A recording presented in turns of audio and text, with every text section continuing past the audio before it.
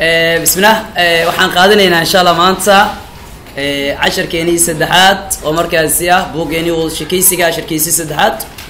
soo casharkeeni saddexaad waa cashar wada shaqeysiga wuxuuna markaasi u dhaxeeyaa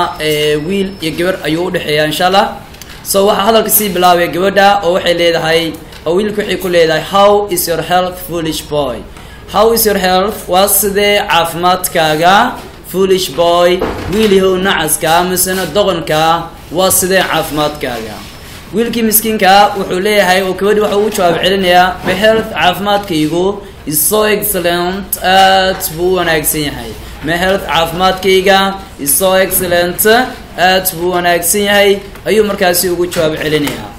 gabadhii hadlaysa waxay leedahay can I ask you ma ku weydiin karaa question su'aal if it is possible haddii ay suurtagal ay tahay can I ask you a question if it is possible haddii ay suurtagal ay tahay ma ku weydiin karaa su'aal bay leedahay wiilkii wuxuu ugu jawaab celinayaa gabadha of course yes tabcan ha of course yes tabcan ha of course yes waxa weeye tabcan ha oo aad weydiin kartaa su'aashaada okay gabadhii wiilku waxay weydiinaysaa su'aal ah are you member of ma waxaad ka tirsan tahay clever student is ama sanad the clever student is ardayda firfircoon oo aad ku wanaagsan or misana waxa weeye dull student is misana ardayda daminiinta are you member of ma waxaad ka tirsan tahay the clever student is ardayda markaasi firfircoon or misana dull student is misana ardayda markaasi daminiinta miyaad ka tirsan tahay so wiilkii wuxuu ugu jawaab celinayaa gabadha wuxuu leeyahay I think wiilka miskiina buu ahaa oo runta aan inkareynin so wuxuu leeyahay I think waxaan u malaynayaa that I am member of inaan ka tirsanahay misana aan ka mid tahay the dull student is ardayda markaasi daminiinta oo waxba aan aqoonin inaan ka tirsanahay ayaa markaasi aniga aan u malaynayaa okay gabadhii okay markay ogaatay in wiilka markaasi uu yahay wiil markaasi ka tirsan misana xubinka ardayda daminiinta bay waxay leedahay I thought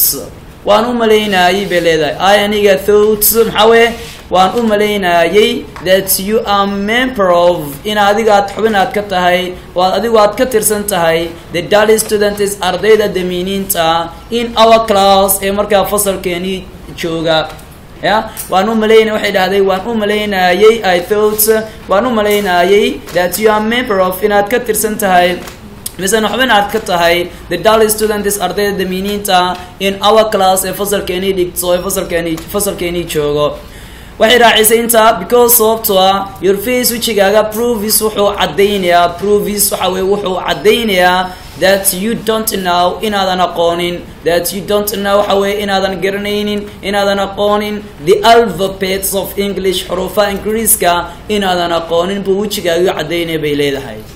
wiilkii miskiinka wuxuu leeyahay oo waxa weeye gabadhii wuxuu ugu jawaabayaa waxa weeye okay عفوا يا شاكين ماشي هدي برو اي نقطه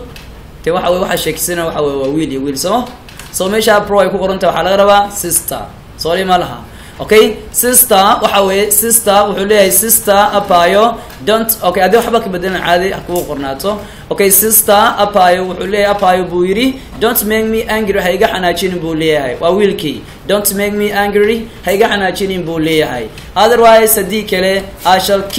shall kick you out I shall kick you ba maqan halka I shall kick you out of the class waxaan ku darbeyn doonaa fasalka banaankiisa ayaan ku darbeyn doonaa buu leeyahay and you will surely die there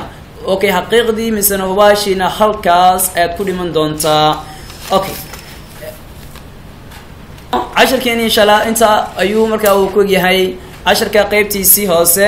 waxa weeye waxa markaasi inoo qoran waxa loo yaqaano dictation words area markaasi yeerisa ee markaasi ardayda inay qoraal ahaan ay u bartaan oo tirgala markaasi loo soo yeero deere ugu hore waxaan leenahay waa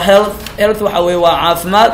okay misana caafimaad qaba okay ereyga foolish means one doqon ah misana nacas ah okay saddex waa excellent oo wanaagsan afar waa possible waxa weeye suurtagala misana macquul gala shan waxa weeye member means waa xubin ka misana mina ka tirsan member means waa ka tirsan okay thought waxa weeye thought waa umalayn wuxuu ka yimid ficilka think ayuu ka yimid so okay